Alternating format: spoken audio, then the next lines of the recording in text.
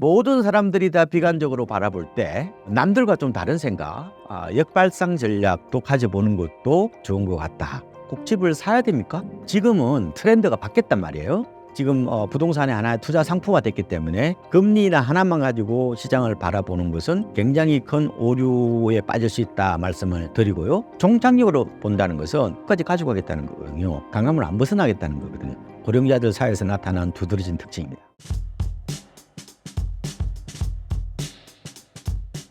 네, 안녕하세요. 저는 KB국민은행의 박원갑 부동산 수석 전문위원입니다. 지금 부동산뿐만 아니라 경제 자체가 지금 짙은 안개 속이라고 해도 과언이 아닌데요. 이런 정치적 불확실성이라든지 환율 문제 같은 이런 금융시장이 지금 굉장히 어렵잖아요. 이런 상황에서 우리가 새해 2025년에 어떤 스탠스를 갖춰야 되는지에 대해서 나름대로 좀 제가 갖고 있는 지식을 총동원해서 말씀을 드리도록 하겠습니다. 최근 한국의 경제 상황이 극도로 어려운 상황인 것 같습니다.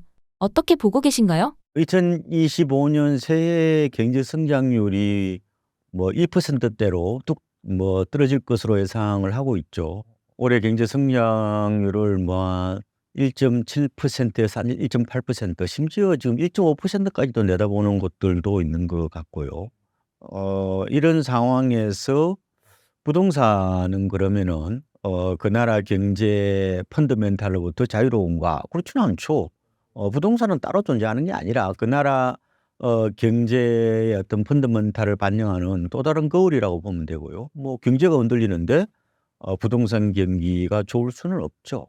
특히나 요즘은 이제 부동산이 투자 상품화 되면서 주식처럼 이제 출렁이는 모습이 목격이 되는 것 같고요.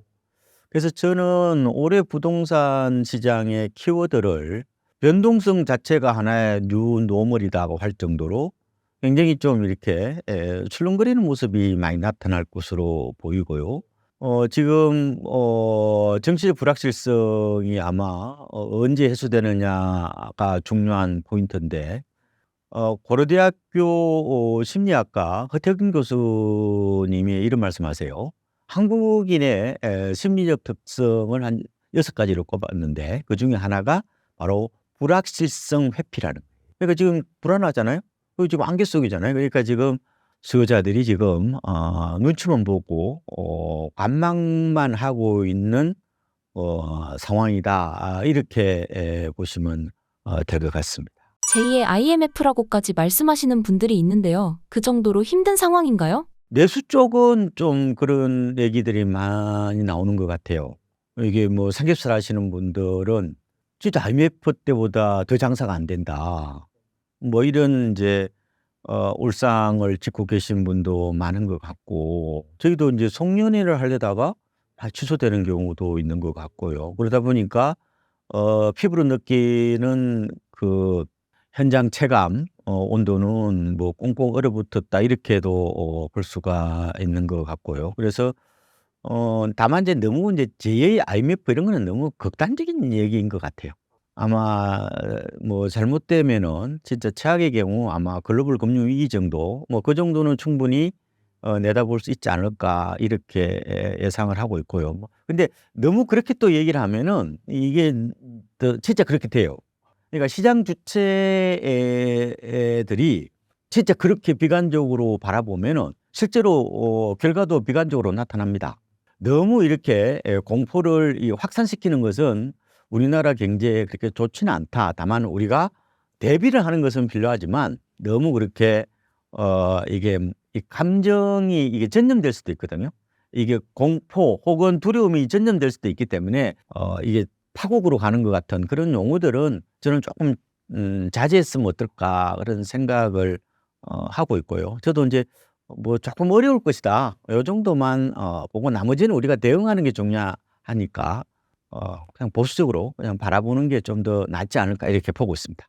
현재 상황이 IMF 당시 상황과 비슷한 면들이 있어 우려가 많은데요. 어떻게 생각하시나요? 과거 경험치에 대한 어떤 트라우마들이 좀 없지 않아 있는 것 같아요. 우리나라 경제 자체가 규모는 커졌지만 대여존성이 워낙 강하다 보니까 외풍에 쉽게 흔들리죠. 뭐 그런 특성들이 있긴 한데요. 저는 좀 역발상 좀 전략도 나쁘지 않다 이런 말씀을 드리고 싶어요.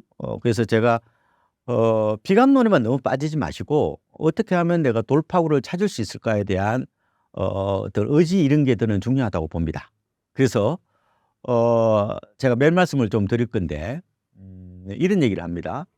지적으로는 비관주의를 이렇게 갖더라도 의지로는 낙관주의를 가져라 이런 말이 있단 말이에요. 큰 변화를 만들기는 힘들지만 그렇지만 노력을 하면 어때요? 우리가 거기서 어떤 돌파구를 찾을 수 있다, 뭐 기회를 찾을 수 있다 이런 말씀을 드리고 그래서 영국의 그 위스턴 처칠 참 대단한 지도자이시죠. 이분이 뭐라고 얘기했냐면은 비관론자는 어떤 기회 속에서도 어려움을 본다는 거예요. 낙관론자는 어떤 어려움 속에서도 기회를 본다 이런 얘기를 하고 있고요. 우리 그 철학자 니체도 이런 얘기를 합니다. 비관적일수록 낙관하라 이런 얘기가 있는데 제가 부동산에 대해서 조금 더 말씀을 드리고 싶은 거는 제가 그 최근에 이제 그 가치 투자자의 대가라고 하는 버핏 찰리 먼거가 말씀하시는 그거를 이제 제가 듣고 감명을 받았거든요. 그러면 우리가 부동산을 바라볼 때 거시경제 쪽에 초점을 맞출 거냐 아니면 미시적인 게 초점을 맞출 거냐에 좀 다를 수 있다는 말씀을 저는 드리고 싶어요. 그래서 뭐라고 얘기를 하냐면은 찰리 먼거 같은 분은 이런 얘기를 합니다. 거시보다는 좀 미시에 좀 더 초점을 맞추는 게 나을지 모른다는 거죠. 그러니까 이런 얘기를 해요. 거시는 우리가 받아들이는 변수죠. 근데 미시는 뭐예요? 우리가 해야 될 일이라는 거예요. 이게 뭐 가령 기업 분석 같은 게 아마 대표적으로 미시적 행위인 것 같고 거시는 우리가 어쩔 수가 없잖아요. 그죠? 그거는 어떻게 보면은 약간 환경 같은 거니까 컨디션 같은 거니까 그거는 그냥 우리가 받아들이는 거죠. 근데 여기에서 내가 나의 어떤 주체적인 노력을 통해서 어떻게 그러면은 나의 목표를 이룰 거냐 하는 부분에서 우리가 한번 이 버핏이나 아니면은 뭔가 이 현이라고 그러죠. 이분들 얘기를 좀 더 귀담아 들어야 될 것 같고 특히 먼 거리 이런 얘기를 해요. 거시경제 변수에 대해서는 나는 불가지론자다. 모른다 이거예요. 뭐 어떻게 알아? 근데 이제 그 자신은 기업 분석에 대해서는 어떻게 보면 그동안 많이 해왔고 나름대로 능력이 있으니까 거기에 이제 모든 시간을 할애한다 이런 얘기를 하는데 우리가 이제 너무 이제 뭐 버핏이나 먼거에 그러면 너무 경도돼서는 안 되죠. 어차피 미시하고 거시하고 어쨌든 밸런스를 갖춰야 되잖아요. 근데 제가 드리고 싶은 거는 사람들이 전부 다 너무 거시에만 몰입해 있다는 거예요. 불안하니까. 근데 저는 가령 부동산 시장으로 본다면은 거시적인 측면은 뭐예요? 아까 말씀하신 대로 뭐 경제 성장률 1%대다 환율이 자꾸 올라가잖아요. 이런 뭐 측면은 굉장히 안 좋지만 또 미시적인 측면에서 보면은 또 우리가 새해에도 금리를 또 낮출 수도 있잖아요. 그죠? 그다음에 또 공급이 많이 없기 때문에 뭐 공급 부족에 대한 어떤 불안 심리들도 여전히 또 시장에서 작동하고 있기 때문에 진짜 내가 올해 집을 장만한다고 생각하시면은 좀 남들과 좀 다른 생각, 역발상 전략도 가져보는 것도 저는 좋은 것 같다. 이런 말씀을 그러니까 모든 사람이 우울해할 때 모든 사람들이 다 비관적으로 바라볼 때 나만 어떻게 보면은 좀 다른 생각을 해보는 거 혹시나 여기에서 어떤 기회가 없지 않을까라고 생각하는 거 그것도 어떻게 보면은 나름대로 우리가 과거에 그런 이제 경험치라든지 학습 효과 같은 거 있잖아요. 뭐 그때 좀 싸게 주었던 양반들이 결국 나중에 시장이 좋아지니까 다 나름대로 이제 부를 이룬 것처럼 제 생각에는 올해는 아마 거시경제가 안 좋기 때문에 내가 취할 수 있는 방법은 이런 바게넌트 마인드. 그다음에 패테일 헌터라고 얘기를 합니다. 그러니까 이런 극단값이 좀 이렇게 나타났을 때 그거를 내가 기회로 삼는 뭐 이런 발상의 전환이 필요하다 보는 거예요. 좀 더 뭔가 여기서 내가 뭐 싸게 좀 뭐 이렇게 획득할 수 있는 방법은 없을까? 그래서 요새는 뭐 덕템이라고 얘기하잖아요. 게임하시는 분들. 그것처럼 일종의 세일할 때 이럴 때 내가 좀 더 싸게 살 수 있는 그런 포인트를 잡아보는 것도 저는 나쁘지 않다. 근데 만약에 여건이 안 되면 못 하는 거죠. 그죠? 근데 항상 우리가 기회는 갑자기 쑥 다가오는 거예요. 이럴 때에 어떻게 보면 잘 활용해 보는 것도 나쁘지 않다. 너무 생각하지 마시고 만약에 기회가 되었을 때 행동으로 옮기는 뭐 그런 전략들도 나쁘지 않다. 이런 말씀을 드리고 싶습니다. 현재 상황에서 눈여겨볼 만한 자산은 무엇일까요? 경공매 쪽도 아마 새해 괜찮을 겁니다. 지금 과거에는 경매, 공매가 선행성을 띠고 있다고 그랬어요. 제가 보면 거의 동행성에 가까운 것 같고요. 그래서 이럴 때일수록 남들이 안 쳐다보는 경매 쪽에 좀 더 포인트를 잡아보시는 건 좋을 것 같고, 아니면 이제 다리품을 팔아서 금매 쪽에도 한번 눈여겨보시고요. 그러니까 싸지 않으면 안 사면 되는 겁니다. 지금 그 여러 가지 거시경제라든 이런 게 리스크가 있잖아요. 불확실성이 있단 말이에요. 그럼 불확실성만큼 DC를 하면 된단 말이에요, 내가. 그렇잖아요. 뭐 그런 방법. 그리고 청약 같은 경우도 한번 이제 관심을 가져보는 거죠. 무조건 청약 들어가요? 싼 거 들어가야죠. 분양가가 주변 시세보다 한 10% 정도 싼 거. 이런 쪽으로 좀 선별해서 접근을 하시는 게 저는 지혜로운 방법이 아닌가. 그러니까 대부분이 이 요 사이는 보면요. 이 정보가 워낙 빠르게 전달되고 그리고 이 동시다발적으로 접하다 보니까 이게 대부분이 그 생각을 이게 비슷하게 합니다. 집단 사고를 한다는 건데 이 무리짓기거든요. 왜냐면 그 속에 있어야 남들하고 같이 행동을 해야 내가 안전하다고 생각하는 그런 이제 무리 본능하고 이 맞물려 있는 거예요. 그리고 또 행동도 또 비슷하게 하잖아요. 뭐 군집 행동 이렇게 나타나는 건데 사실상 이게 인제 역발상이라는 것은 이게 영원한 만약에 불황으로 가버리면 역발상은 별로 의미 없는 거예요. 그렇잖아요. 우리가 그 1929년 미국 대공황 때 그때 뭐 한 1-2년 지나고 나서 '아 싸다.' 역발상 들어갔던 사람은 한 5-6년 더 고생했잖아요.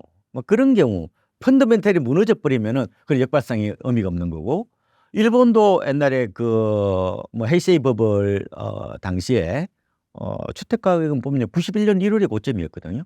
그때부터 지금 고점 대비해 보면은 거의 한 뭐 80% 선이에요 여전히. 그리고 그때 함부로 역발상하면 안 된단 말이에요. 그죠?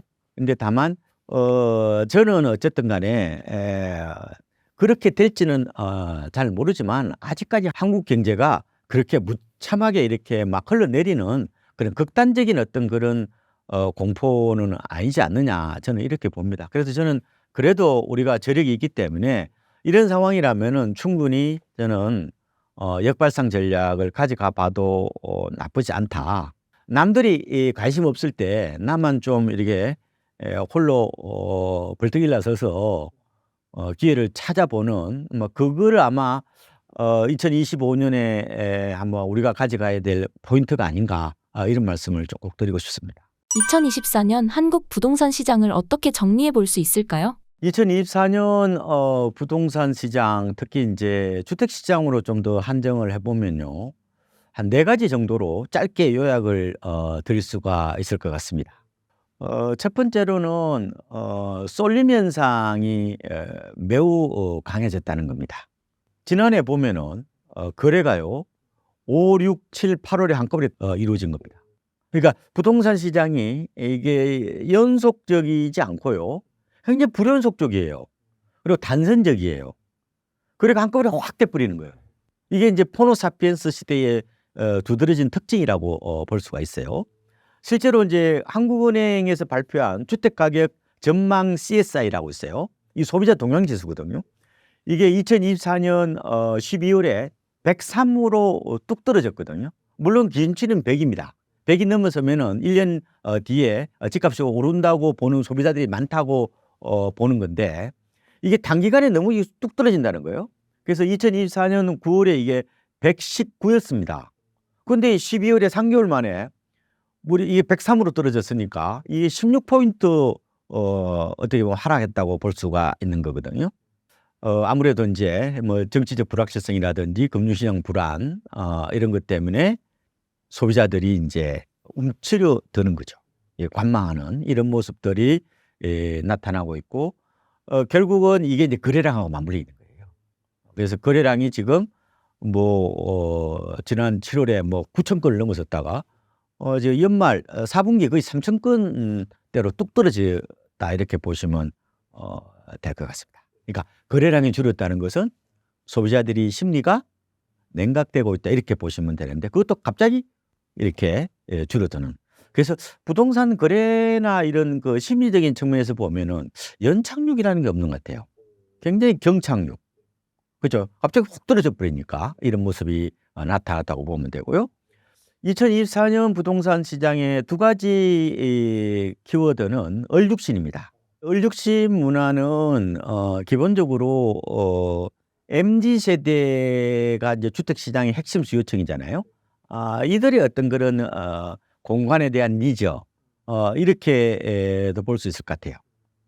근데 이제 얼죽신이 나타난 이유를 제가 짧게 좀 드릴 텐데 결국 풍요로운 시절에 태어난 선진국 국민이다 보니까 주거 만족의 중거점이 굉장히 높을 수밖에 없다. 그러니까 기성세대는 물만 잘 나와도 난방만 잘 되어도 외풍만 없어도 만족한다. 저도 그렇거든요. 저는 아침에 출근할 때 머리를 감잖아요. 그런데 따뜻한 물이 나온다는 게 저는 솔직히 감탄합니다. 감탄해. 엄청나게 복을 누리고 있는 거예요. 둘째로는 이제 현재주의적 어떤 가치관, 인생이 한 번뿐이라는 어떤 욜로, RFP DM, 그다음에 플렉스 소비 이런 어떤 정서를 좀 반영하는 것 같아요. 현재의 어떤 행복이 훨씬 더 중요한 거죠. 물론 또 MZ 세대들이 이 지능이 굉장히 높잖아요. 단군 이래 재무지능이 가장 높다는 세대인데 지금 뭐 재건축에 돈 됩니까? 건축 많이 올랐지. 그다음에 재건축 초과이익 환수제에 따른 부담금 내야 되지. 그러면은 뭐예요? 이게 돈이 안 된다는 걸 아는 거 아닐까. 그러면 당연히 뭐예요? 재건축보다 신축을 선택하는 게 합리적인 행위일 수도 있는 거죠. 여러 가지 그런 공간을 대하는 태도라든지 그다음에 가치관들이 좀 반영이 돼 있다 이렇게도 보면 될 것 같고 그리고 이제 요새 아파트 커뮤니티 시설이 잘 돼 있으니까요. 신축이 아무래도 잘 돼 있잖아요. 그래서 골프 연습장이라든지 뭐 수영장, 헬스장 이런 것들이 잘 갖춰져 있으니까요. 그래서 요새 아파트 들어가 보면은 마치 유럽의 캐슬 같은 느낌이 들어요. 그 안에서 모든 게 다 해결되는 거. 그다음에 최근에 젊은 층을 제가 이 그 공간의 어떤 그런 욕망이나 아니면 소비 패턴들을 좀 더 연구를 해 보니까 확실히 집순이하고 집돌이가 많아요. 집을 사랑하는 세대, 집사랑꾼이라고 보면 될 것 같아요. 그러니까 젊은 세대들에게 집은 콘크리트 쉼터이자 약간 힐링 공간이라는 거. 코로나 이후에 젊은 층 사이에서 인제 집코노미라고 그래서 집이 여러 기능을 한다는 거예요. 뭐 헬스도 하고 뭐 카페 그죠? 그다음에 사무실 기능도 하고 여러 가지 복합 기능을 한다는 걸 인제 인식을 하고 있고 그걸 또 어떻게 보면 문화를 이끌어 가고 있다고 보면 될 겁니다. 오롯이 요새 이런 얘기도 합니다. 그러니까 집콕족 혹은 뭐 올인룸족 방 안에서 모든 걸 해결하려는 어떤 그런 경향이 있죠. 남성이나 여성이나 젊은 분들은 집에 이렇게 좀 어떻게 보면 기성세대 입장에서는 처박혀 있는 거 이걸 더 선호하는 것 같아요. 제가 그걸 보니까 왜 그런 거냐면은 집에 있어도 답답하질 않아요. 왜? 이게 오프라인은 닫혀 있지만 온라인은 열려 있잖아요.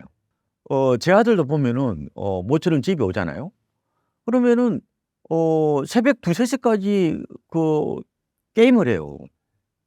그래서 저는 이해를 못 하겠는 거예요. 근데 그 롤하면서 있잖아요. 친구하고 거기서 이제 채팅을 하는 거예요. 근데 게임을 해야 친구를 만나는 거예요. 근데 기성세대는 어때요? 카페에 나가야 친구를 만나는데 확실히 이 집에 있더라도 이게 온라인만 모바일만 연결되면 어때요? 네트워크만 연결이 되면은 결코 심심하거나 외롭지 않은 거죠. 그죠? 배고프면 뭐예요? 배달시켜 먹으면 되잖아요.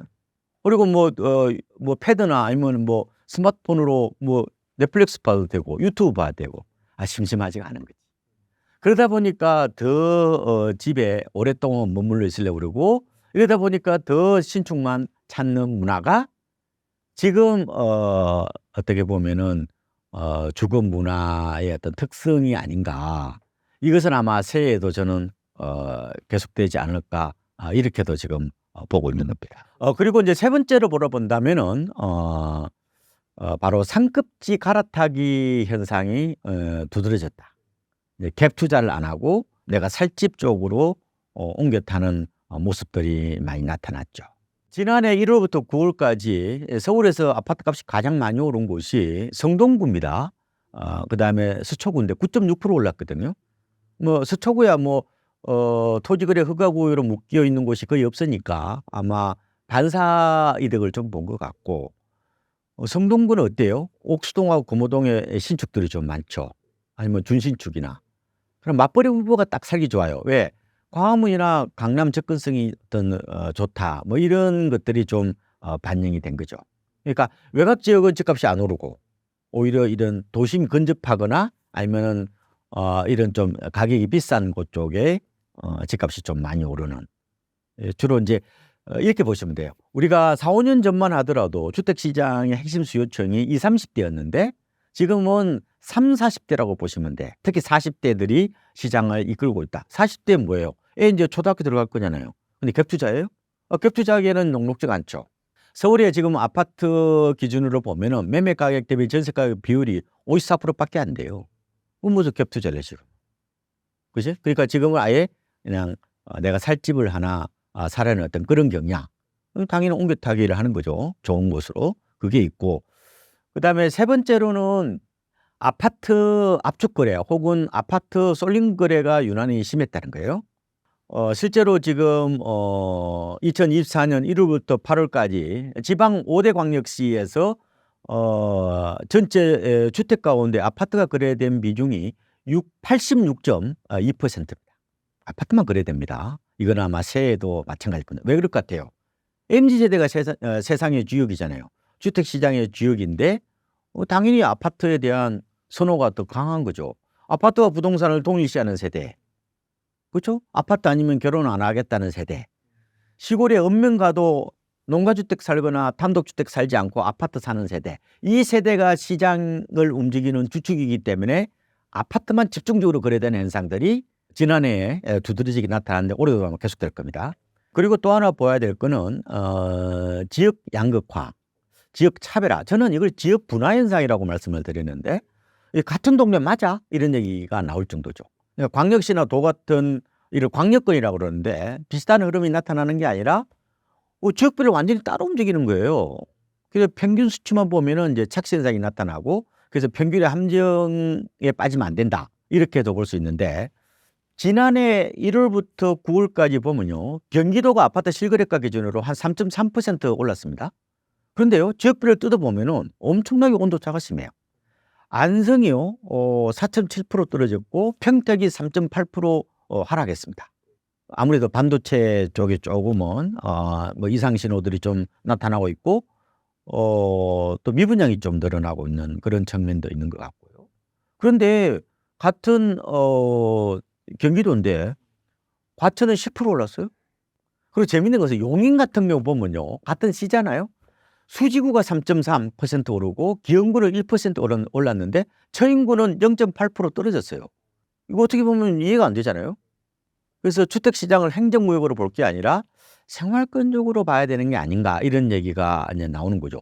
지방이 안 좋다는 얘기는 여러분들 아마 보도를 통해서 많이 들으셨겠지만 부산을 좀 이렇게 밀착 한번 분석을 해볼까요? 부산은 지난해 1월부터 9월까지 아파트 실거래가 지수가 0.8% 하락했습니다. 근데 보니까 영도구, 사하구 이런 데들은 약간 도심 공동화 현상이 나타나고 있거든요. 그래서 4.3% 하락했어요. 그런데 재밌는 것은 실흥부촌으로 떠오르고 있는 수영구는 0.5% 올랐어요. 해운구도 보합세를 보였고 이런 현상들이 많이 일어나고 있습니다.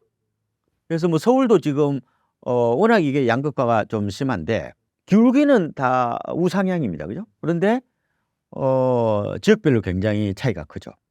아까 제가 성동구하고 서초구가 9.6% 올랐다고 말씀을 드렸는데 도봉구는 2.6% 올랐거든요. 그러면은 서초구하고 성동구와 도봉구 간의 상승률은 3.7배가 차이 나는 거예요. 그럼 왜 이런 현상이 나타났을까? 이거를 제가 분석을 해보면은 첫 번째로는 시중에 유동성이 많지 않다는 거예요. 부동산 시장 유동성이 넘치면 어때요? 인기 지역이 오르면은 이른바 고가 주택이 오르면은 비인기 지역 중저가 주택으로 이제 시차를 두고 이제 온기가 퍼지는 현상이 나타나죠. 이걸 물결 효과라고 그래요. 리플 이펙트라고 하는데, 근데 이게 비슷한 게 이제 뭐냐면은 갭 메우기라고 그랬단 말이에요. 옛날에는 인기 지역과 이런 비인기 지역 간의 이제 가격을 메우는 현상, 혹은 순환매 장세. 순환매 장세도 뭐예요? 블루칩이 오르면은 옐로칩까지 이제 영향을 받는 거죠. 그런 현상이 작년에는 안 나타났단 말이에요.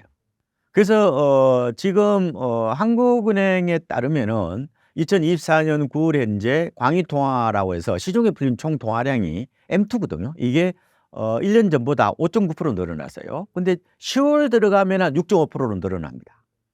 왜냐하면 금리를 우리가 지난해 2번 낮췄잖아요. 금리를 낮추면 유동성이 늘어나요. 그렇게 보면 되는데 이게 많은 수준은 아니라는 거예요. 과거 노무현 정부 때나 문재인 정부 때 연평균 M2 증가율이 10%에 육박했습니다. 그렇게 보시면 될 것 같고, 그리고 지금 전세가 비율이 낮습니다. KB 부동산 시세 기준으로 보면 서울 아파트는 54%예요. 그러니까 전세가 비율이 절반밖에 안 되는 거예요. 2016년에 서울 아파트 전세가 비율이 높을 때는 75.1%까지 갔어요. 그때는 얼마예요? 그러면 내가 1억짜리 아파트는 얼마 정도면 살 수 있다는 거예요? 2억 5천이면 내 돈 2억 5천이면 세입자 보증금 레버리지를 활용해서 살 수 있었잖아요. 지금 안 됩니다, 그게. 그러니까 뭐예요? 그때는 외곽 지역 같은데 적은 돈으로 이른바 갭 투자를 할 수 있었죠. 그때는 주로 2030 세대들이 주로 많이 나섰고, 외곽 지역은 이제 주로 상대적으로 이제 자금 축적이 좀 덜 된 세대들, 그죠? 예, 목돈이 많지 않은 세대들이 뛰어들 거잖아요. 지금은 20대들을 보면요, 우리가 2022년에 초때 보면 많을 때는 아마 한 6% 가까이 됐거든요. 전체 거래량이. 지금은 2%밖에 안 돼요. MZ 세대 중에서 특히 20대들은 요새 아파트에 관심 없어요. 요새 어디에 가 있냐면은 코인하고 엔비디아하고 그다음에 테슬라 이쪽으로 가 있죠. 그러다 보니까 지금 외곽이 안 되는 거예요. 그러니까 양극화가 더 심해지고 있는 거고, 지금은 40대 맞벌이 중심으로 출퇴근이 편한 도심이나 상급지 갈아타기 수요가 몰리니까 지역의 양극화가 더 심해지고 있는 모습을 보였다. 이렇게 보시면 되는 겁니다. 그래서 항상 시장을 바라보실 때 이게 이제 인사이트라고 그러거든요. 인사이트가 뭐냐면은 안을 잘 보는 거잖아요. 아웃사이트가 아니니까. 시장의 핵심 그 세력들이 그들의 관심사가 뭔지, 그들이 어느 쪽에 욕망을 갖고 있는지, 특히 주거 욕망 쪽으로 항상 눈여겨보시면은 흐름을 저는 알 수 있다고 보거든요. 이 흐름이 저는 어느 정도 이어질 거로 보는 겁니다. 아마 새해에도 아마 이렇게 될 수밖에 없지 않느냐, 이렇게 보고 있는 겁니다. 2025년 한국 부동산 시장을 어떻게 전망하고 계시나요? 제가 딱 세 단어로 말씀을 드릴게요. 울툴박이라고 제가 이름을 지어봤습니다. 그러니까 울퉁불퉁, 그다음에 출렁출렁, 그다음에 박스권. 울퉁불퉁은 지역과 상품 간의 양극화가 더 심해진다는 거죠. 제가 이런 말씀드렸잖아요. 서울 수도권보다는 지방이 좀 더 안 좋을 거다.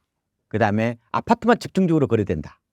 그게 이제 어떻게 보면 지역과 상품 간의 어떤 차별화 양극화라고 보시면 될 것 같고요.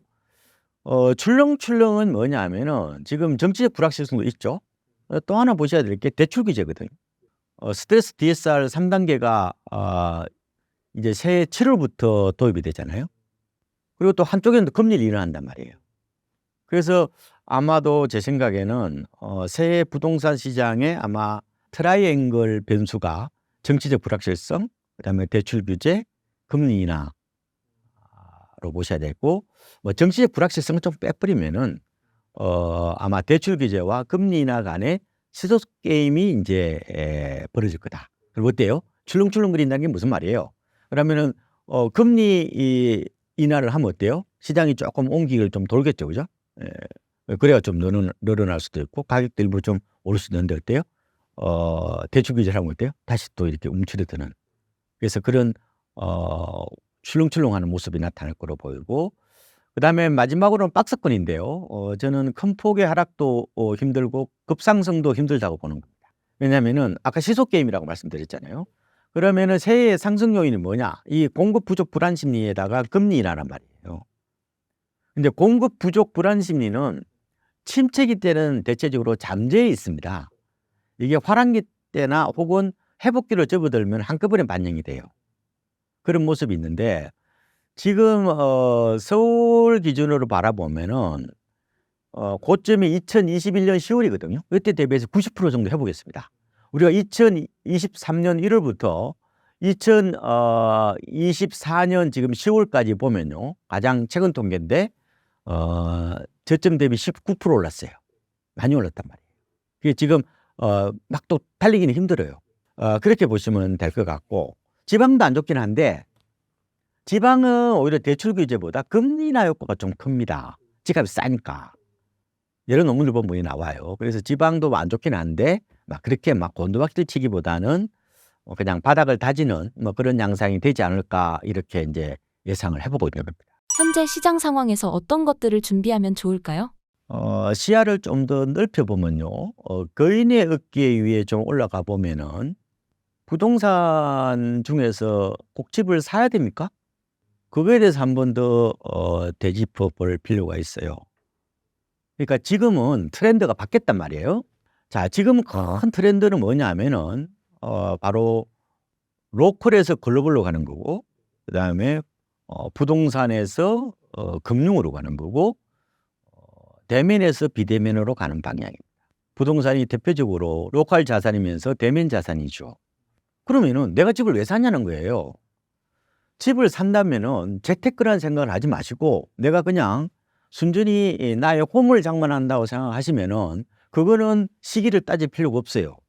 그런데 일반적으로 그렇게 생각 안 하죠.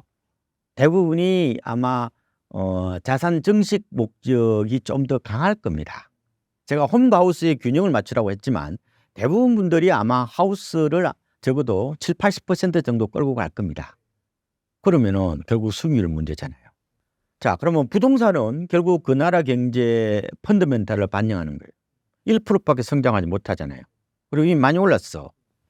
집을 사시려면은 지금은 절박하고 간절해야 돼요. 왜 사야 되는데요?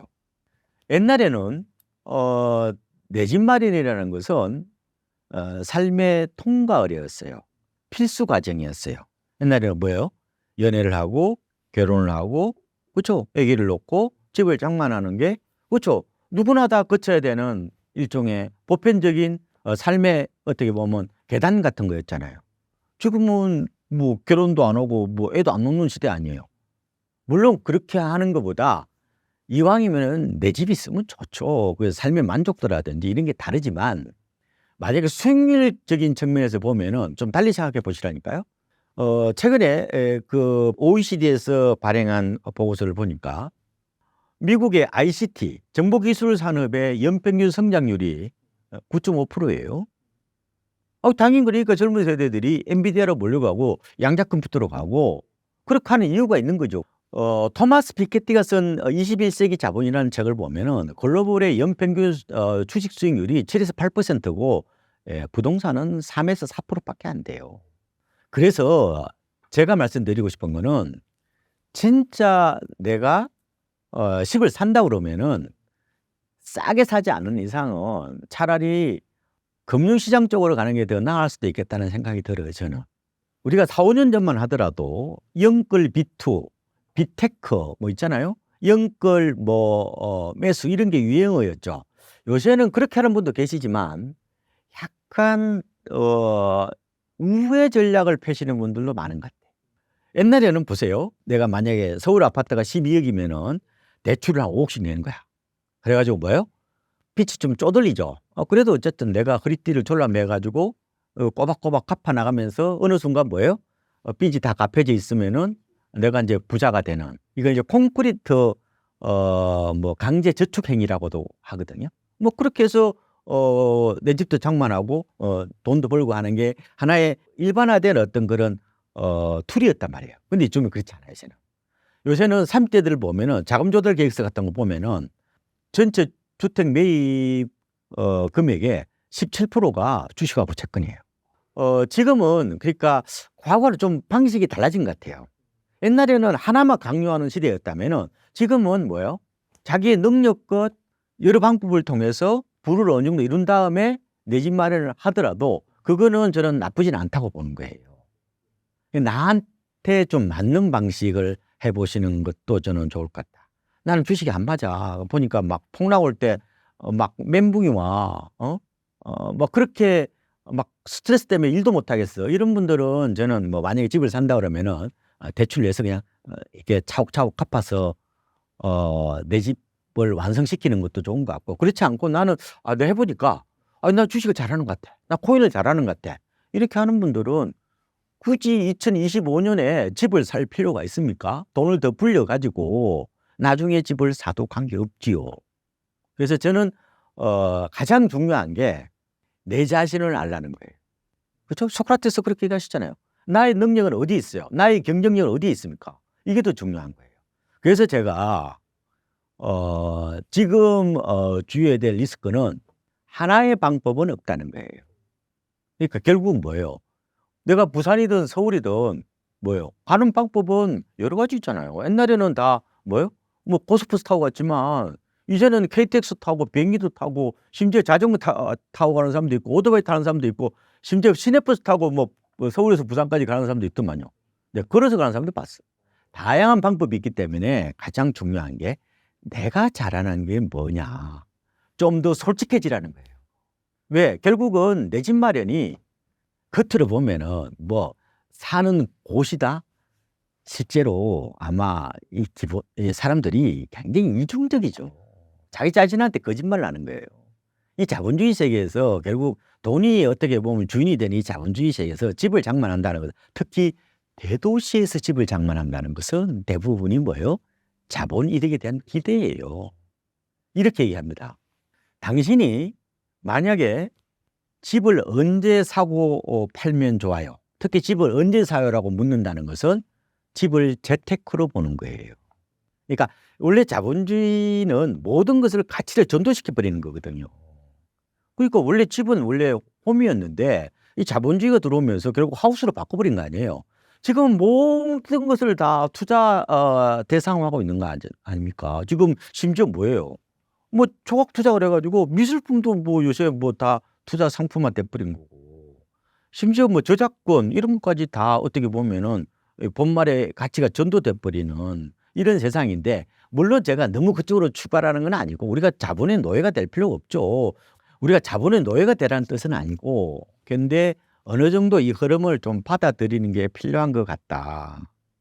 그렇다면은 제가 드리고 싶은 말씀은 진짜 내가 새해 집을 장만한다고 생각한다면은 집을 왜 사야 되는지에 대해서 확실하게 먼저 내 스스로에 대한 검증 혹은 통과 작업을 거쳐야 된다는 거죠.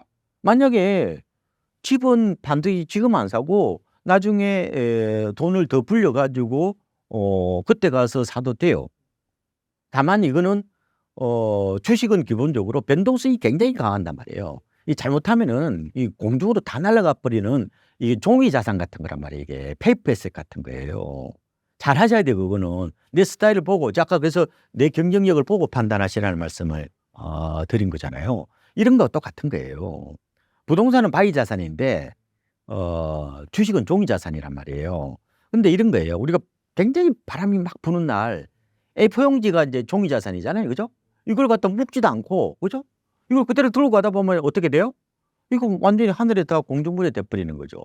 그런 휘발성, 이런 변동성이 충분히 있기 때문에, 그래서 제가 가장 중요한 게 나의 경쟁력, 나의 본원적인 경쟁력이 어딘지를 내 스스로 확인한 다음에 내가 올해 조금 무리하게 집을 살 거냐, 그것도 싸게 사야 된다는 거죠. 아니면 내가 좀 더 5년 정도 유예를 해서 그때 가서 돈을 더 불려서 내가 집을 장만할 거냐 하는, 그것은 내 스스로 투자 로드맵을 짜라고 말씀을 드리거든요. 그래서 삶의 목표가 있어야 돼요.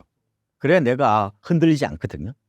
충분히 여러 가지 방법을 통해서 부를 어느 정도 축적한 다음에 내 집 마련을 하더라도 관계없다. 그래서 전공뿐만 있는 게 아니라 우회 전략도 있다는 거, 제가 그 말씀을 좀 더 드리면서 마무리하겠습니다. 앞으로 금리가 내릴 것이기 때문에 집값이 다시 폭등할 것이라는 분석이 있습니다. 어떻게 생각하시나요? 그거는 이제 과잉 일반화의 오류라고 그러는 거예요. 하나의 팩트를 지나치게 확대하는 오류 가능성이 있다고 봅니다. 왜냐? 한쪽에 대출 규제가 들어오잖아요. 시장에서는 지금 한국은행이 새해 한 두세 차례 정도 금리를 인하할 거로 예상을 하고 있죠. 저희들의 표는 한 2번 정도인데 지금 2024년 말에 이제 3%잖아요. 이게 아마 2.5% 정도로 낮아질 가능성이 있다고 보는데, 지난번에 모건 스탠리인가? 뭐 2.25%까지, 그러니까 3번 정도 낮출 거로 이제 예상을 하고 있는 건데, 문제는 이게 7월에 스트레스 DSR 3단계가 시행이 된다는 거예요. 이렇게 보시면 돼요. 그러니까 금리라는 뭐예요? 유동성을 더 공급하는 거란 말이에요. 기차 타고 가다 보면은 이 창밖에 보면 뭐가 있어요? 이게 벼들이 자라고 있죠. 벼는 기본적으로 논에서 키우기 때문에 물이 잘 들어와야 돼요. 이제 밭은 이제 물이 그렇게 많지 않아도 어느 정도 자라거든요. 그러면 보세요. 그러면 금리를 낮춘다는 것은 유동성이 늘어나는 효과가 있단 말이에요. 논에 물이 더 들어가도록 물꼬를 이렇게 트는 거예요. 그죠? 그럼 뭐가 더 잘 자라겠죠. 근데 한쪽에서 뭐냐? 이게 대출 규제를 한다는 것은 논에 물이 못 들어가게끔 막아버리는 거예요. 그러니까 돈줄을 재는 효과가 있다는 거죠. 그래서 제가 이 두 가지의 시속 게임이라고 말씀을 드리는데, 이렇게도 볼 수 있어요. 수영장으로 비유해 볼까요? 금리나는 수영장이에요. 약간 더운 물을 집어넣는 거예요. 그러면 이제 좀 따뜻하니까, 왜? 겨울에도 좀 이렇게 수영 많이 하겠죠. 근데 대출 규제는 뭐예요? 거기다가 찬물이 아니라 얼음물을 집어넣어 버리는 거예요. 어때요? 놀래라. 그리고 나올 것 같죠? 안 나와요. 있는 사람은 안 나와. 신기루 안 들어간단 말이에요. 차가워가지고. 그런 두 가지 효과가 있기 때문에 금리 하나만으로 부동산 시장을 바라보는 것은 굉장히 위험한 생각이에요. 왜? 다른 변수까지도 고려를 해야 돼요. 이게 이제 선형적 사고방식이라고 그러거든요. 1차원적 사고방식이라는 거예요. 물론 금리가 중요합니다. 금리는 과거보다 훨씬 중요해진 건 맞아요. 그래서 금리가 모든 자산 가격의 중력이라고 얘기도 하거든요. 뭐 중력. 그리고 지금 부동산의 하나의 투자 상품화 됐기 때문에 금리 인하 효과는 크다. 다만 지금 실물 경기가 못 받쳐주죠. 그다음에 대출 규제도 같이 있기 때문에 금리 인하 하나만 가지고 시장을 바라보는 것은 굉장히 큰 오류에 빠질 수 있다 말씀을 드리고요. 그리고 또 하나 보셔야 될 게, 주택담보대출, 주담대의 고정금리 비중이 많아졌다는 부분도 고려하셔야 돼요. 고정금리가 많아지면 어때요? 이미 고정으로 빌렸잖아요. 그죠? 변동금리가 아니란 말이에요. 그러면은 금리 인하 효과가 조금 뭐예요? 당장은 안 나타나고 조금 거리를 둬요. 그래서 2024년 10월 현재 우리가 잔액 기준 고정금리 비중이 65.7%예요. 요게요, 2013년에 23%밖에 안 됐어요. 많이 올라온 겁니다. 신규는 지금 어느 정도가 고정금리냐면은 89.3%예요. 지난번에 90% 훨씬 넘었는데 조금 떨어졌는데, 어쨌든 그 점도 좀 감안을 해야 되고요. 그래서 금리 하나 보지 마시고, 그러니까 다른 변수랑 같이 보면서 밸런스를 좀 지켜야 돼요. 우리가 잘못하면은 하나만 보고 전체 의사결정을 해버리는 상황이 생길 수가 있다. 이렇게 좀 말씀을 드리고, 한편으로 금리를 낮춘다는 것은 경기가 안 좋기 때문에 그러는 거예요. 반드시 금리 하나만으로 모든 걸 설명하시면 안 된다. 이게 이제 우리가 이제 범하기 쉬운 오류 중에 하나인데요. 맥락적 사고를 하셔야 돼. 텍스트가 금리 인하죠. 이거보다는 컨텍스트를 더 중시하라, 이런 얘기를 합니다. 맥락이죠, 맥락. 그래서 너무 하나만 가지고 모든 걸 바라보려는 그런 환원주의적 사고방식은 굉장히 위험하다 말씀을 드리고요. 다만 새해에 좀 더 눈여겨볼 만한 지수라면은 저는 M2를 좀 말씀을 드리고 싶습니다. M2가 시중에 풀린 총통화량을 말하는 건데요. 일반적으로 제가 금리를 낮추면은 M2가 늘어난다 말씀을 드렸는데 그 증가 속도가 어느 정도 되는지를 좀 보셔야 돼요. 일본의 사례를 제가 말씀을 드릴게요. 일본이 이제 보통 우리가 떠올리는 이미지는 뭐예요? 부동산, 뭐 버블 붕괴, 잃어버린 30년 이런 얘기를 하는데 아베 정부 때 이른바 아베노믹스를 통해서 유동성을 퍼부었죠. 그때 당시에 일본 집값을 보시면은 우리가 좀 시사하는 바가 좀 있어요. 아베노믹스는 일본의 2차 이제 아베 신조 내각 시절 말하는 건데 2012년 12월부터 2020년 9월까지예요. 약 한 8년 정도 되는 겁니다. 이때 당시에 일본의 M2가 35.3% 정도 늘어났어요. 근데 그 이전 8년 동안에 M2 증가율은 한 19% 정도 되었으니까 한 1.8배 더 늘어났다고 보면 되죠. 통화량이 늘어나니까 일본이 이게 꿈틀도 안 하던 하락만 하던 집값이 반등을 하기 시작합니다. 그래서 이 8년 동안에 일본 주택 가격이 얼마 정도 올랐냐면은 약 16.3% 올랐어요. 우리나라 주택 가격이 같은 기간 동안에 18.8%, 이때 KB 전국 주택 가격입니다. 그거하고 별로 안 차이 나요, 그죠? 그래서 실제로 일본이 보면은 인구가 2011년부터 줄었거든요. 그러니까 아베 정부는 인구 줄고 나서 한 2년 정도, 그죠? 2년 정도 이후에 이제 집권했다고 보면 되죠. 왜냐하면 2012년 12월이니까 인구는 2011년 1월부터 줄었으니까요. 약간 뭐 횟수로 따지면 1년이지만 뭐 이렇게 만으로 따지면 거의 2년 가까이 되는 거잖아요. 일본 인구가 지금까지 한 366만 명 정도 줄었습니다. 많이 줄었죠. 그럼 집까지 폭락이 와야 되잖아요. 그렇잖아요. 근데 물론 이제 고점 대비해서 보면은 여전히 한 20% 정도 낮아요. 그러니까 요렇게 됐다고 보면 돼요. 그러니까 푹 떨어졌다가 인구가 줄기 시작할 때 그게 바닥이었고 아베노믹스가 시작이 될 때 그때란 말이에요. 근데 이게 오히려 쭉 올라왔단 말이에요. 근데 여전히 고점 대비해서 낮다 이렇게 보면 되죠. 그만큼 유동성이 어떻게 보면 부동산 시장의 중요한 어떤 요소다 이렇게 보시면 되죠. 그래서 M2 증가율이 갑자기 늘어난다면은 집값도 어떻게 보면은 반등세를 볼 수 있다. 그리고 아까 M2가 많이 늘어나면은 그때 또 갭 투자가 생길 수도 있고 또 순환배가 나타날 수 있단 말이에요. 이게 돈이 많이 풀린다는 거예요. M2가 늘어난다는 것은. 그래서 부동산 시장이라는 게 어떻게 보면 하나의 변수만 가지고 논하기가 굉장히 어려운 것 같아요. 근데 저는 이제 꼭 좀 여러분에게 드리고 싶은 말씀은 M2 증가율을 좀 보시라는 거예요. 이게 이제 10%를 넘어가면은 굉장히 돈이 많이 풀린다는 걸 의미하기 때문에 그걸 좀 주의 있게 보시라는 말씀드리고 한국은행 홈페이지 가면 누구나 다 볼 수 있어요. M2 증가율에 좀 더 주목하라. 그래서 대도시의 뭐 아파트 값이나 이런 거를 얘기할 때 여러 변수를 많이 씁니다. 에만이라고 그래서 뭐 협의통화도 쓰기도 하고 또 M2 방위통화를 쓰기도 하고 또 뭐 대출 규제라든지 아니면 기준금리에 따라서도 보기도 하는데 제가 좀 드리고 싶은 것은 M2의 증가율을 좀 더 보시는 게 좋을 것 같다. 다만 이 변수를 보시더라도 기대치를 조금 낮추는 걸 좀 권해드리고 싶어요. 왜? MZ세대들이 시장의 주역이잖아요. 부동산에 요새 관심이 없어. 이게 변심을 해야 돼요.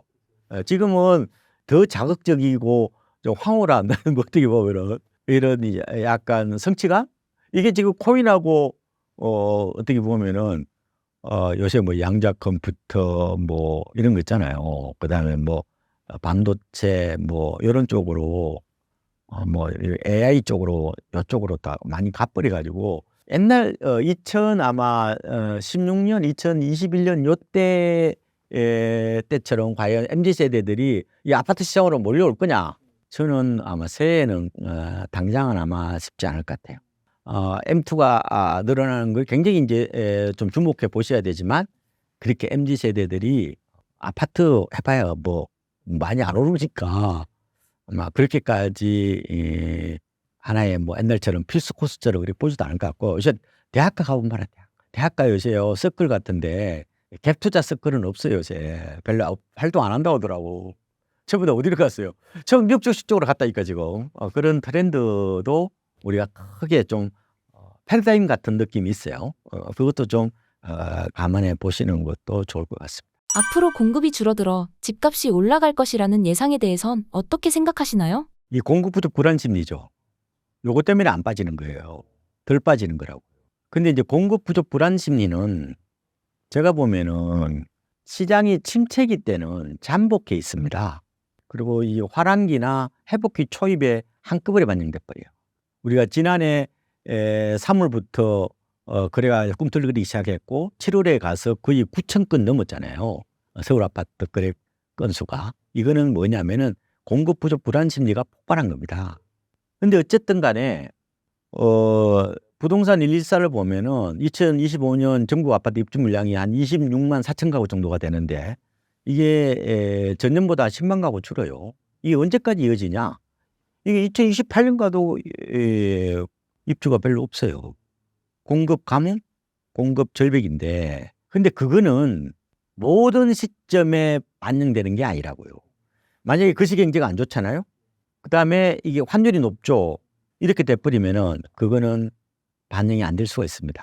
나중에 반영될 수도 있단 말이에요. 이게. 근데 공급 부족이라는 것도 있지만 대출 규제가 또 있고 또 실물 경기 침체 또 환율이나 뭐 이런 금융시장 불안 이런 게 다 맞물려 있단 말이에요. 그래서 이거 공급 하나만 바라보면은 이것도 또한 한쪽만 바라보는 측면이 있다 이거예요. 아니면 공급 만능론자가 돼버려야 돼요. 오히려 입주가 없었을 때 집값이 폭락한 경우도 많아요. 우리가 2012년에 하우스부 사태 일어났을 때 그때 전국적으로 아파트 입주 물량이 18만 가구가 안 됐단 말이에요. 새해는 얼마 정도 돼요? 26만 가구 되잖아요. 뭐 그럼 그때보다 많네요 그러면. 그러니까 너무 하나의 변수를 절대화시키는 만큼 어떻게 보면은 이른바 단순 도식만큼 무서운 게 없다는 거예요. 만약에요 지금 이 논리잖아요. 뭐 입주 물량이 없으니까 전세값이 오를 거다. 전세값이 올라가면은 결국 이제 갭 투자가 늘어나고 매매가를 밀어올릴 거다 이런 얘기 하는데 그렇게 되기는 녹록지가 않아요. 첫 번째로 보면은 지금 전세가 비율이 서울 기준으로 아파트 전세가 비율이 이제 54%잖아요. 60% 넘어서야 돼. 그래야 이게 갭 투자가 좀 늘어날 수 있어요. 아직은 밀어올리는 힘이 약합니다. 그런데 이제 새해에 이제 전세 가격이 아마 매매 가격보다 좀 더 상대적 강세를 띨 거다 이런 얘기가 대체적인 의견이잖아요. 그거는 입주 물량이 줄어들죠. 왜냐하면 전세는 투기적 수요가 없기 때문에 대부분이 그 공급 물량에 즉각적으로 반영하는 특성이 있습니다. 그리고 이제 집안 사고 전세로 눌러앉을 수도 있죠. 그리고 전세 대출은 뭐예요? 다 변동금리예요. 그럼 금리가 낮아지면 어떻게 돼요? 그러면 고가 전세를 소비할 수 있는 유효 수요가 늘어나는 걸 말하는 거죠. 그러면은 매매보다는 확실히 전세 쪽이 좀 더 오를 수 있다 이렇게 보는 건데 이런 전망들은 대부분이 정규 분포 안에 있다는 전제 하에서 그런 거예요. 그러니까 우리나라 경제가 위기로 가지 않고 그냥 침체 정도 혹은 좀 위축 정도 1% 경제 성장률 요 정도 2% 갔다가 1% 정도 그냥 낮아진다는 이 전제하에서 보는 거예요. 만약에 큰 위기가 와버리면은 오히려 매매보다 전세가 더 빠집니다. 우리가 실제로 보면은 외환위기 때도 매매보다 전세가 더 빠졌고요. 글로벌 금융위기 때도 매매보다 전세가 더 빠졌고요. 2022년 미국발 고금리 쇼크로 집값이 폭락 올 때도 매매보다 전세가 더 빠졌어요. 왜? 전세는 기본적으로 취약한 사금융이에요. 금융이라고요, 금융. 그래서 항상 이거를 어떤 팩트들을 과거의 경험치를 그대로 도입시키는 것만큼 위험한 게 없어요. 상황이 달라지면은 부동산 시장 흐름도 달라지는 거예요. 그러면은 우리가 조금 더 매매보다 조금 강세를 띈다는 거지 이게 전세값이 폭등하느냐? 아니란 말이에요. 왜? 보세요. 이 참 전세 시장을 연구할 때는 항상 그 당시 처한 상황을 보고 해야 되는데 만약에요. 전체 거래가 없단 말이에요. 그렇죠? 거래가 침체되면은 이사 가는 사람이 없을 거 아니에요, 그러면. 그럼 전세를 누가 찾아요? 전체 부동산 경기로 볼 거냐? 아니면은 매매하고 전세 간의 역학관계로 볼 거냐? 그럴 수 있잖아요. 집 안 사고 전세로 살면은 당연히 전세값은 더 오르겠죠. 근데 그게 아니라 전체 거래가 안 된다든지 아니면은 위기가 와버리면은 오히려 전세값이 오르는 게 아니라 더 빠질 수도 있기 때문에 너무 단도직입적으로 얘기하지 말고 지금은 좀 열어놓고 얘기를 해보자. 극단값이 나타나 버리면은 전혀 엉뚱한 방향으로 가버린다는 거예요. 물론 그렇게 안 갔으면 좋을 것 같고 저도 그렇게 그냥 합리적인 어떤 그런 상식 내에서 전망을 한다면은 매매보다는 전세가 약간 좀 더 강세를 띌 거다라고 하지만 극단값이 나타나 버리면은 전혀 엉뚱한 방향으로 통계치가 나올 수도 있다. 그래서 우리가 항상 너무 경직된 어떤 그런 분석보다는 좀 열려있는 오픈 마인드가 중요한 거고 모든 전망들은 다 정규분포 안에 말하자 우리가 어느 정도 예측 가능한 범위에 들어왔을 때에 나타나는 거지 그렇지 않으면은 전혀 엉뚱한 방향이 될 수 있다는 것도 아마 여러분들이 한번 되새기는 게 좋을 것 같습니다. 앞으로 일기 신도시 재건축 등은 어떻게 진행될까요? 일개 신도시는 뭐 여야 합의로 진행되는 거기 때문에 뭐 그거는 저는 뭐 큰 흔들림 없이 진행이 될 것 같습니다. 선도지구 발표했죠. 그래서 선명성 경쟁이라고 그러거든요. 이제 우리가 잘할 거야 이런 식으로 앞다투어서 뭐 추진을 할 것 같아요. 금리가 낮아지면은 일종의 사업성이 좀 좋아지거든요. 그리고 이제 건축비 오름세도 주춤해지고 있어서 좀 더 개선될 거다 이렇게 보고요. 다만 속도가 쭉 뻗어나가지는 못할 겁니다. 88 대책 때 재초안이라고 그래서 재건축 초과입 환수제에 따른 부담감을 폐지한다고 그랬잖아요. 지금 국회 문턱을 못 넘고 있는데 결국은 이게 폐지되지 않은 한 완공 단계에 가서는 또 속도 조절을 할 겁니다. 근데 재건축은 우리가 보면은 기본적으로 시장 논리를 통한 주거환경 개선 사업이에요. 재테크 사업이라는 거죠. 그러니까 이게 우상향에 대한 기울기 기대치죠. 이게 가파를수록 사업을 더 좀 빨리 하고 속도가 난다는 거죠. 그러면은 잘 생각해 보십시오. 그러면 일개 신도시 내에서도 희비가 갈리겠죠. 그러면 이게 사업비를 어디 조달할 거예요? 결국 일반 분양에서 그 분양 수입을 통해서 사업비를 조달하는 거잖아요. 그러면 건축비는 똑같아요. 3.3제곱미터당 900만 원이요. 그러면은 분양가를 높게 받으려면 거기다가 뭘 얹어야 돼요? 땅값을 얹어야 되는 거잖아요. 그러니까 땅값이 싼 곳이 사업성이 좋은 거예요. 결국 차이는 땅값이니까. 그래서 이제 분당하고 일부 뭐 지역들 빼고는 저는 아마 그렇게 쉽지는 않은 것 같아요. 서울 강남도 지금 재건축이 휘청거리고 있는데 과연 그렇게 쉽게 되겠느냐. 장기 사업이라고 생각하시면 일단 되지 않을까 이렇게 보고 있고 특히 MZ세대들이 지금은 몬테크보다는 월죽시인 쪽으로 이렇게 가버렸잖아요. 그런 상황에서는 요새가 재건축이 하나의 재테크 상품으로 테마화되기에는 시대 환경이 혹은 주거 트렌드 이런 게 녹록지 않다. 이런 말씀도 좀 드리고 싶습니다. 최근 부동산 가격이 위축되는 상황에서도 강남은 크게 떨어지지 않고 있는데요. 왜 이런 것일까요? 강남을 사는 이유가 뭡니까? 그 주거 프리미엄이잖아요. 그럼 주로 학군하고 직장이죠. 그런데 은퇴를 하고 애를 다 키우면은 이제 외곽에 들어가 살아야 되잖아요. 주거 하향 이동을 해야 되는 건데 주거 다운사이징을 해야 되는데 이게 안 한단 말이에요. 왜? 밖에 나가면 다시 못 온다는 걸 선배들 통해서 그걸 듣고 나서 일종의 이제 안 벗어나려고 하는 그런 경향들이 나타나는 것 같아요. 최근 들어서. 종착역으로 본다는 것은 끝까지 가지고 가겠다는 거거든요. 강남을 안 벗어나겠다는 거거든요. 그게 최근에 고령자들 사이에서 나타난 두드러진 특징입니다. 오히려 고령자들이 강남 불패를 더 믿고 있다는 거죠. 그래서 요새 그러니까 이게 굉장히 도시 구조가 비효율적인 거예요. 그래서 이제 아버지는 압구정 살고 아들은 내나 이게 테러너에 근무하는데 동탄에서 출근하는 거예요. 반대가 돼야 되는 거 아니에요? 근데 어떡하겠어요? 기성세대들이 훨씬 더 부동산 프렌들리 세대 혹은 부동산 중독 세대에 더 가까우니까. 그런 이제 도시 구조가 어떻게 보면은 굉장히 비효율적으로 드러나는 그런 측면이 있는 것 같아요. 근데 최근에 또 강남의 이슈 중에 하나는 과연 그 비싼 집이나 빌딩들을 과연 편의점하거나 음식점에서 사느냐는 거예요. 그 돈이 로컬 마켓에서 가져온 돈이 아니라 글로벌 마켓에서 갖고 온 것 같아요. 그러니까 내 아는 분은 뭐 베트남에서 프라이팬 공장 한 3개 돌려가지고 빌딩 2개 사시거나 이런 분들이거든요.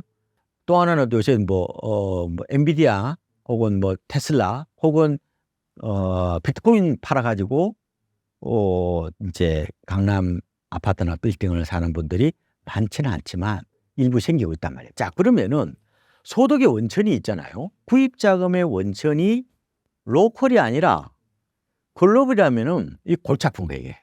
그러면 내수 경기하고 이게 완전히 엇박자가 나는 거예요. 이게 착시 현상이 나타나는 거거든요. 아니 지금 뭐 음식점 하시는 분들이나 지금 뭐 장사하시는 분들 다 뭐 어떻게 보면 죽겠다고 그러는데 왜 강남 아파트만 계속해서 어떻게 보면 고공비행하냐는 거예요. 이건 이해가 안 되죠. 그러면 이게 결국 사회적 이해감이라든지 이거 부동산을 둘러싼 계급 갈등이라든지 이런 것들이 더 심해지죠, 이게. 그래서 어떻게 보면은 그 바람직한 현상은 아닌데 아마 강남 부동산이 제 생각에는 약간 글로벌의 어떤 그런 자금들이 좀 유입이 되는 것 같아요. 물론 그 사람들은 다 한국 사람입니다. 뭐 그런 측면들 때문에 나머지 시장과의 어떤 극단적인 어떤 차별화 혹은 초양극화 이런 것들이 좀 나타나는 것 같아요. 아니면은 반포 33평짜리 그 60억이 설명이 안 됩니다.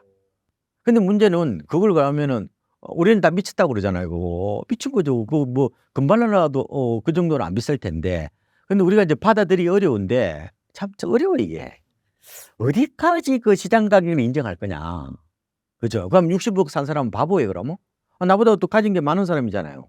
그 사람은 나보다 공부를 많이 할 수도 있잖아. 그러면은 우리가 물론 이제 우리 자기 위로 삼아서 뭐 다 미친 거다 이렇게 생각하기는 쉬울 수는 있겠지만 아닐 수도 있잖아요.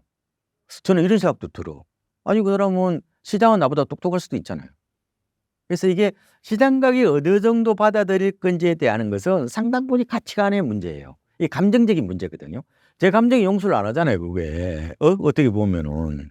그 땀 흘리는 거, 이 노동 가치를 지나치게 패배하는 것 같기도 하고, 막 그런 여러 가지 한 어떤 그런 생각들이, 상념들이 어쨌든 떠오르는데, 어쨌든, 만약에 그 구입 자금의 원천이 로컬이 아니라면은 이게 내수 실물 경기랑 이게 약간 엇박자를 띌 수 있는 어떤 그런 측면이 있는 것 같아요. 특히 하이엔드 주택은 좀 그런 경향들이 있어서 그래서 이게 자꾸 이제 우리가 부동산을 바라볼 때 내수 경기라는 이런 측면에서 바라볼 거냐 아니면은 이 자산이라는 측면에서 이걸 바라볼 거냐에 따라서 이게 좀 달라요. 그죠? 그래서 그 프레임이 뭐냐에 따라서 좀 다르긴 한데 물론 이제 많은 분들이 뭐 배도 아프고 또 그리고 또 그에 대한 어떤 분노도 표시하고 그러긴 한데 좀 냉철하게 바라보면은 저는 시장 가격을 어느 정도 인정하고 받아들일 거냐에 대해서 저도 학습을 좀 더 해야 될 것 같아요. 아니 감정 다스리기부터 더 해야 될 것 같고 쉽지는 않은데 저는 아마 이렇게도 봐요. 참 굉장히 저도 이제 그 주식 쪽이나 이런 쪽에 이제 책을 바라보면은 시장 가격이 미쳤다고 하는데 주로 이제 막 광기 국민일 때, 그죠? 우리가 뭐 2000년도에 뭐 인터넷 버블이라든지 우리가 지난 뭐 2021년에 그때 완전히 그때 영끌 매수 패닉 바잉이 불 때 이때는 시장은 미친 가격이고 비정상적인 거지만 그렇지 않은 상황이라면은 저는 좀 시장 가격을 인정하는 것도 저는 뭐 나쁘지는 않겠다. 왜? 시장은 나보다 IQ가 높으니까요. 뭐 그런 생각도 해봅니다. 이게 자기 이로 같은 건데 어쨌든 많은 생각을 하고 있다 이렇게 말씀을 드리고 어쨌든 우리나라 전체 경제를 보면 바람직한 현상은 아니죠. 예, 별로 좋은 건 아니고 굉장히 이게 어떻게 보면은 여러 가지로 폐해가 좀 많은 건데 근데 참 힘들어요 그게. 근데 뭐 시장 가격을도 전혀 거기에 대해서 뭐 무시할 수도 없는 거고 그 사람 뭐 그다음 강남 집 사는 사람들이 나쁜 짓 한 것도 아니잖아요. 그러니까 누구한테 뭐 탈세를 하거나 아니면 세입자를 괴롭히거나 아니면 보증금을 안 내주거나 뭐 이런 뭐 문제가 없다면은 거기에 대해서는 시장 가치를 인정하는 게 더 이 자본주의 체계에서 더 맞는 인식 체계라고 저는 봐요. 서울 아파트는 외지인 매수 비중이 왜 이렇게 높은가요? 강남 불패도 있긴 하지만 뭐 서울 불패라는 말도 있거든요. 물론 이제 서울 불패는 행정적으로 다 의미하는 건 아니에요. 먼저 인기 주거 지역 중심으로 아마 그걸 뭐 불패라고 얘기하는 것 같고요. 왜 이런 현상이 나타났을까라고 보면은 제 생각에는 아마 네 가지로 짧게 말씀을 드릴게요. 가장 큰 것은 결국은 인구 감소의 마지막 피난처라고 생각하는 것 같아요. 그러니까 서울은 인제 잘 떨어지지 않는다. 서울은 글로벌된 도시다. 뭐 도쿄도 그렇고 뉴욕도 그렇고 런던도 그렇다. 이런 식으로 좀 여러 나라를 비교하면서 약간 인구 쇼크에 약간 버퍼가 될 수 있다고 보는 것 같아요. 완충이 될 수 있다고 보는 것 같아요. 그러니까 이제 지방에서 상경 투자가 생각보다 많은 거죠. 그래서 두 번째로 보면은 우리가 2023년에 서울 아파트 외지인 아파트 매입 비율이 25% 정도 되거든요. 네 채 중에 한 채를 샀다는 거죠. 이게 옛날에는 없지 않았어요. 2006년에 처음 시작했는데 조사를 이때 17.6%가 되었고 그리고 장기 시기별로 보니까 2006년도부터 2023년까지 보면은 18.9% 정도가 돼요. 근데 2023년에 25% 가까이 됐다는 것은 굉장히 높은 거죠. 요새는 좀 낮아졌어요. 그래도 역대 평균치보다 높습니다. 9월 기준으로 보니까 한 20% 정도 나온다고 보면 돼요. 유독 아파트만 외지인들이 사들이는 모습이 나타나요. 통계청 자료를 보면은 2022년에 서울의 전체 주택 중에서 외지인이 갖고 있는 비중이 한 16% 정도 되거든요. 아파트는 25% 가까이 된다는 것은 많이 차이가 나죠. 아파트는 관리할 게 없으니까요. 지방에 사더라도. 뭐 세입자금만 바꾸면 되니까. 뭐 그런 뭐 관리의 어떤 편리함이라든지 뭐 신경 쓸 거 없는 뭐 이런 것도 메리트로 좀 작용하는 것 같아요. 그다음에 인제 세 번째로는 서울의 주택 보급률이 여전히 낮다는 거예요. 2022년 기준으로 서울 주택 보급률이 93.7%입니다. 100%가 안 돼요. 우리나라 평균이 102% 넘잖아요. 이 13년 만에 최저치입니다. 3년 연속 떨어지고 있어요. 이걸 다 알고 있다는 거죠, 저는. 시장 자체가 효율적 시장 가설이 되고 있잖아요. 정부들 다 알고 있습니다. 그렇게 좀 보시면 될 것 같고 그다음에 최근에 좀 늘어나고 있는 것은 제 생각에는 아파트 가격이 비싸다고 그렇게 얘기를 하는데 PIR 기준으로 보면은 뭐 한 해 뭐 연봉을 한 푼도 안 쓰고 다 모았을 때 몇 년치 걸리느냐 이거잖아요. 그래서 서울 아파트 이 담보대출 KB에서 나가요. 그걸 기준으로 PIR을 계산해 보니까 2024년 3분기 현재 11.2배예요. 조금 떨어졌습니다. 2022년 2분기 때 가장 높았는데 이때 14.8배였어요. 14년 8개월을 모아야 된다는 거죠. 2008년부터 조사를 해 보면은 지금 평균치가 9.8배 정도 돼요. 그때보다 조금 높죠. 11.2배는. 아마 이 서울이 어떻게 조사하기에 나름이에요. 여전히 비싸죠. 뭐 일반 대기업 뭐 셀러리맨들이 뭐 평생 모아도 못 살 정도 비싼데 PIR 기준으로 따져 보면은 실제 담보대출 나간 기준을 보면은 조금 떨어진 것도 좀 작용을 한 게 아닌가 뭐 이렇게 저는 보고 있죠. 강남은 앞으로도 안 떨어질 것이란 의견도 있습니다. 어떻게 생각하시나요? 강남은 부패는 아니죠. 덜 패라고 저는 얘기를 하는데 좀 덜 빠진다는 거죠. 강남 아파트 값이 어떻게 영원히 오릅니까? 그거는 굉장히 위험한 맹신이라고 보면 되고요. 투자 상품화가 진행이 되면서 과거보다 변동성이 더 커졌다고 보면 돼요. 재건축 같은 경우 하락기 때 좀 낙폭이 좀 큰 어떤 그런 모습이 있고요. 만약에 아파트 값이 과도한 기대로 부풀려져 있었다면은 후유증이 더 클 수밖에 없죠. 그래서 생각보다 가격이 많이 빠지죠. 지난번 우리가 2022년에 서울 아파트 값이 한 해 동안에 22%는 빠졌거든요. 항상 오르는 게 아니에요. 근데 사람들이 오르는 것만 기억하고 떨어지는 것도 기억 잘 안 하시더라고. 그래서 모든 자산 가격은 많이 오르면은 많이 떨어지게 돼 있습니다.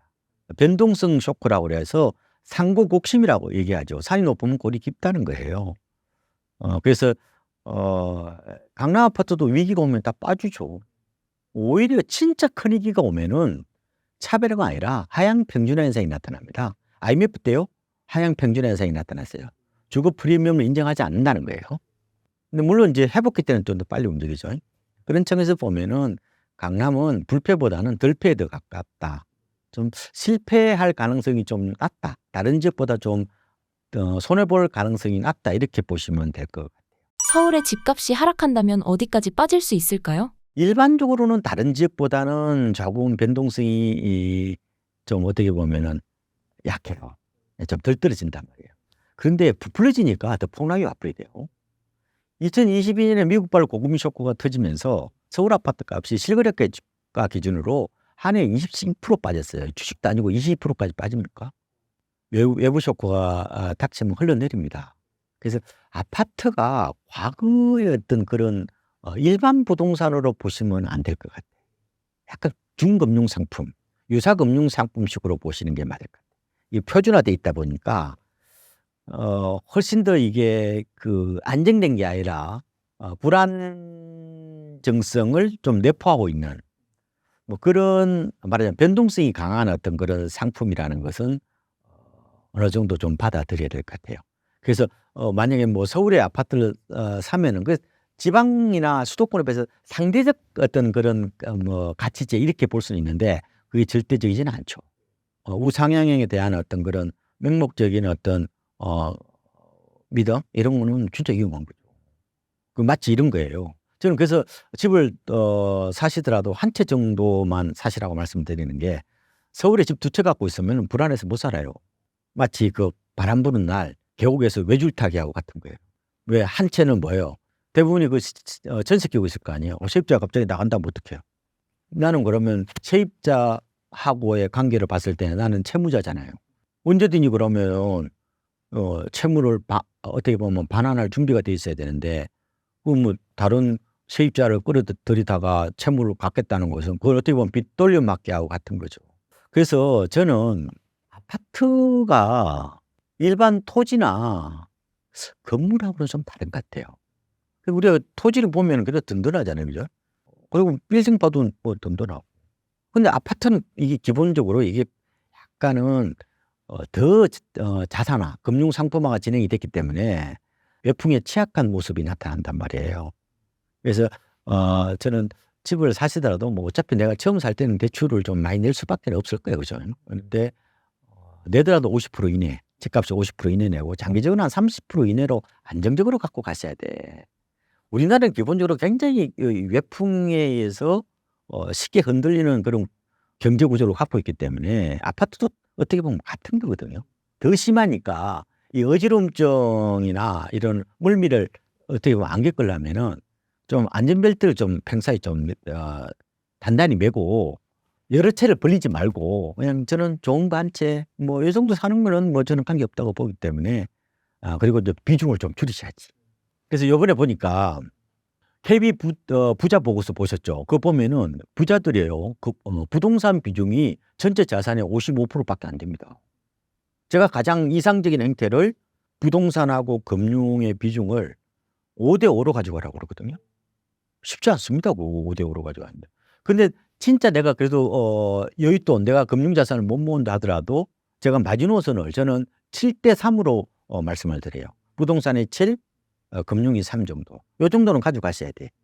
그래서 지금 당장을 못 하니까 로드맵을 짜셔 가지고 뭐 5년짜리 내가 로드맵을 짠다 그러면 그때까지 내가 금융 자산을 좀 늘리고 부동산 비중을 줄이겠다. 그것도 설사 강남이라도 이왕이면은 좀 한 채 중심으로 좀 슬림하게 가져가는 게 좀 낫지 않을까. 지금은 모든 사람들이 사실상 아파트 빼고는 전부 다 달러 외화벌이 혹은 미국에 지금 뭐예요? 주식 투자해서 외화벌이 하는 시대로 바뀐 겁니다, 지금은. 트렌드가 확실히 달라졌기 때문에 부동산에 대한 과다한 투자는 그거는 좀 자제하는 게 좋지 않을까 뭐 이렇게 생각하고 있습니다. 서울 쏠림 현상은 앞으로도 지속될 것이라고 보시나요? 서글픈 얘기지만 공간의 초양극화, 차별화, 극과 극 장세는 네, 불가피한 것 같아요. 이거 어떻게 할래? 참 대안도 없어요, 그게. 그럼 종부세를 막 두드려 패? 그렇게 하기도 좀 쉽지 않고. 어디까지 그걸 참 완화시킬 건지에 대해서 우리가 좀 공부를 좀 많이 하고 대안들이 좀 나와야 될 거로 보고 있어요. 지난번에 영국 사회의 어떤 초양극화 문제를 다룬 다큐멘터리를 봤는데 이런 얘기를 하더라고요. 과거에는 가진 자와 못 가진 자, 그러니까 부자와 빈자가 있었다는 거예요. 요즘은 부자, 빈자 통한 사람이 등장했는데 바로 요트 주인이 등장했다는 거예요. 요트 주인은 뭐예요? 상상할 수 없는 어떻게 보면은 갑부죠. 슈퍼리치를 말하는 거죠. 그러니까 일종의 이제 성자 독식으로 이제 부를 독점하다 보니까 부의 분배가 안 되는 문제. 이거는 지금 자본주의 폐해입니다.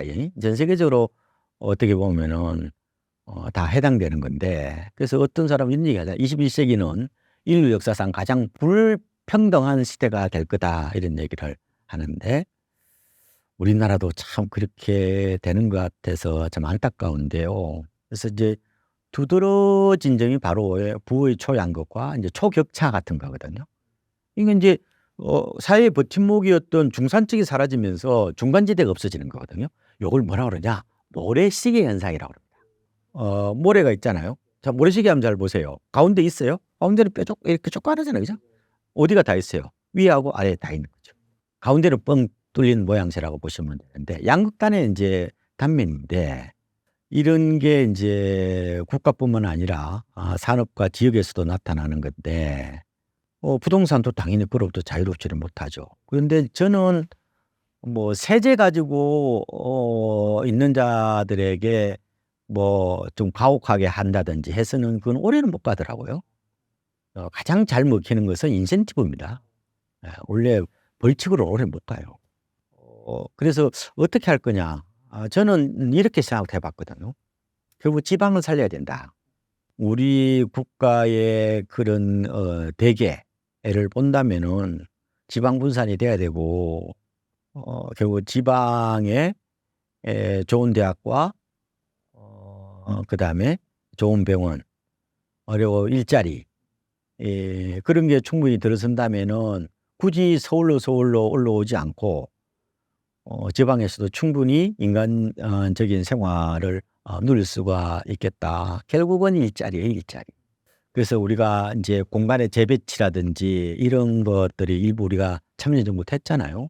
그래서 지금 2차 지금 공공기관들이 안 내려갔단 말이에요. 뭐 그런 것들을 어쨌든 통해서 지나치게 과밀화되면은 아니요. 이 과밀화되면 지도 새끼를 안 봐요. 그래서 참 어려운 문제입니다. 그죠? 이게 어디까지 해야 될지 어려운 문제긴 한데 단순히 부동산 문제로 해결됩니까? 그렇잖아요. 부동산은 어떻게 보면은 뭐 그 나라의 어떤 그런 경제의 모순이라든지 그다음에 사회의 어떤 그런 흐름들 이런 것들을 그대로 반영하는 거잖아요.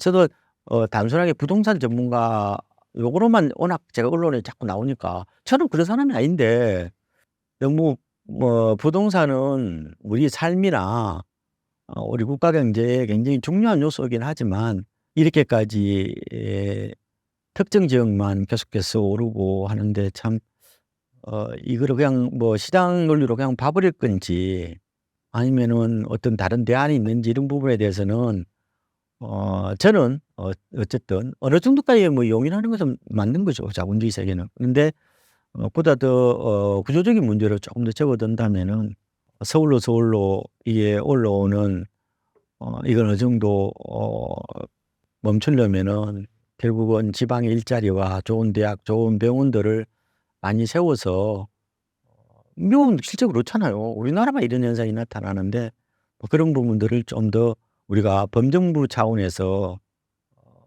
대안을 모색해야 될 것 같고 가장 중요한 게 저는 아기를 놓는 사람이 저는 애국자라고 보거든요. 그러면은 그거는 남성 시각이 아니라 여성 시각에서 그런 불편한 요소라든지 불합리한 제도들을 바꿔 나가야 돼요. 애기 놓는 사람 입장에서 그런 문제들을 해결해 나가야 된다. 신사임당 시청자분들을 위한 한마디 부탁드립니다. 제가 마지막으로 꼭 드리고 싶은 말씀은 지금은 집이 필수라기보다는 선택적 자아로 바뀐 것 같습니다. 특히 MZ세대 사이에서는. 그래서 만약에 그 내 집 마련이 뭐 삶의 안식처도 있지만 자본 이득을 좀 더 증대시키는 쪽으로 초점을 맞추고 있다면은 반드시 그렇게 안 하셔도 된다. 수익이 더 높은 쪽으로 갔다가 나중에 가도 된다. 그래서 옛날에는 영끌 비토라는 전공법이었지만 지금은 다른 금융자산을 통한 우회적인 방법을 통해서 내 집 마련도 할 수 있기 때문에 내가 한번 만약에 결혼을 하셨다면은 남편과 아내 두 분이서 손을 꼭 잡고 우리의 경쟁력은 어딘가. 지금은 로컬 시대가 아니라 글로벌 금융 시대이기 때문에 그거는 내가 잘하는 쪽에 좀 더 초점을 맞춰서 자산을 좀 설계해도 괜찮을 것 같다. 뭐 옛날에는 월세 살면서 뭐 주식해 그러면 약간 왜 이래요 그랬는데 요새는 뭐 충분히 납득이 가능한 것 같아요. 항상 어떤 산업의 어떤 성장률 혹은 뭐 자산의 어떤 그런 성장 가치 이런 거에 맞춰서 내가 좀 탄력적으로 접근해도 저는 될 것 같습니다. 그래서 항상 정답은 없다. 다만 나한테 맞는 맞춤형 설계를 해보시는 것도 저는 좋을 것 같습니다.